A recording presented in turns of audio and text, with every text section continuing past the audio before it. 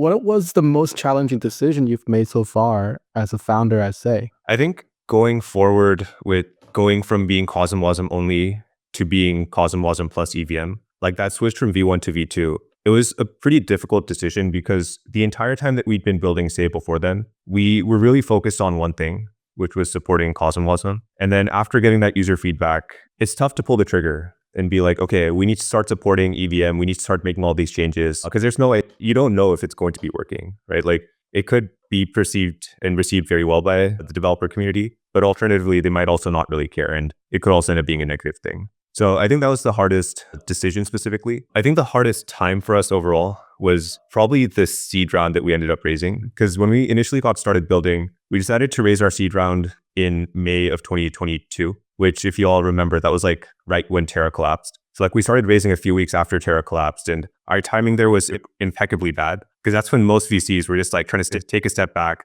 see if like crypto is even going to continue being relevant a few months in the future. That's when we like went out to raise. So I think that was really, really difficult. And I think we ended up getting quite lucky that Multicoin was willing to take the contrarian bet of being around the table and helping us out. Because I think back then most VCs were either not interested in us or they wanted to kind of just see how things played out from the sideline. So yeah, it's been quite the journey since then.